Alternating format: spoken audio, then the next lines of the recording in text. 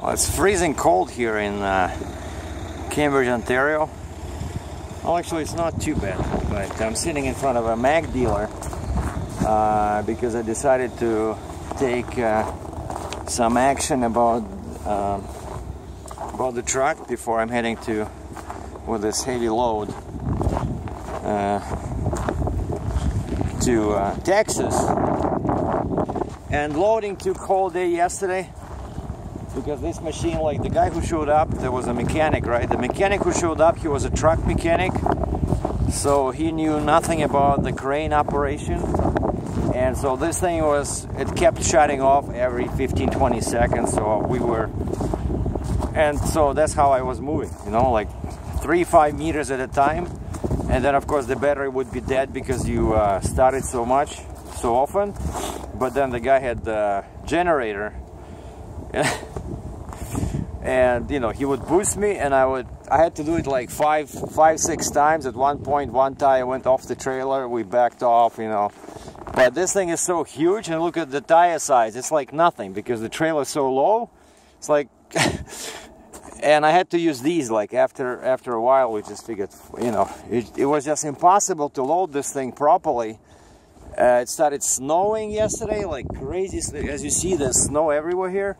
And yesterday was a big storm after like around 12 o'clock where I was loading north of Toronto, and they're expecting another bigger storm today during the rush hour, so I better get out of here. But this was the only way out, even though this thing is only 10 feet wide.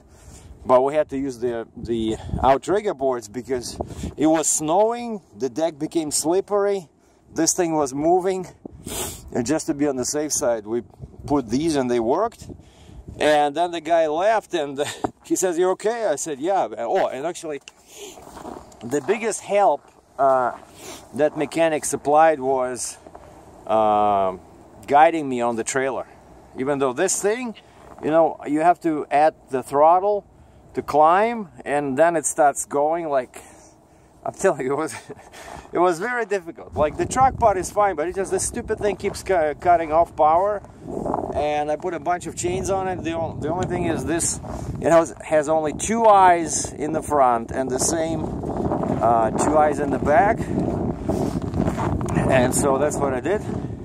Use my new shiny Not So More binders. So I put 2 chains in the back pulling this way, so two chains in the front pulling forward, and then I climb underneath and I put 2 chains on the axle. You see, like, they cancel each other out. Like, those pull backwards, these pull forward, and those pull forward, these pull backwards, right? So it didn't move an inch, you know. And of course I put a strap over here, and I have a little overhang. But actually one guy left me a comment, and I think probably that's the reason for this shutting down. It's that this, you know, because they had to pick this up, right? There's a sensor somewhere in there, and when you get too close, I think that's like that thing over there, I think. I don't know, anywhere, somewhere here there's a sensor. Oh, probably that one, somewhere there. Then when this thing gets too close, this way, that's what shuts down the crane. And as I mentioned, the key, there was a separate key. Jesus, it's because it's windy and it's cold. There was a separate key for the crane part. Oh, by the way, maybe I can show you if I can climb in there. See, it's very... Let's see. Oh yeah, that's why I spent all day yesterday.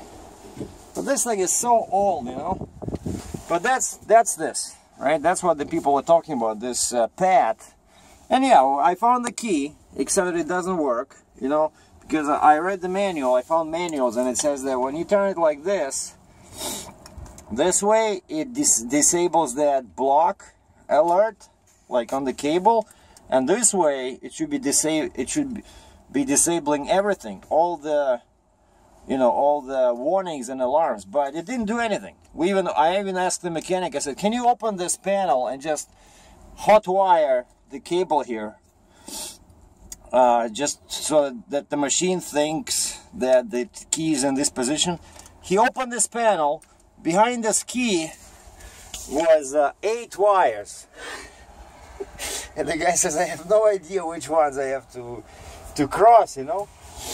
And you see, it's all straightforward. This is the transmission, right? Just sits like this next to the steering wheel. But this thing has 4 pedals. I guess one is for the crane and one is the regular clutch. And then the brake, which stops working as soon as the machine shuts down. The brake stops working, the machine is moving. Then there's the parking brake here. Yeah, see, it says on. This one, park. There's another brake over here, just like in an old 1950 Fiat. And that's another control here that goes like another thing that goes down with these little things. And see how much snow is in here? It's because I had to keep the door open. Wait a second. Maybe I just have to. Oh, that's why. There's a hole in there. Oh, there's even this. But anyway, it's a very old machine. But we did it. We did it somehow.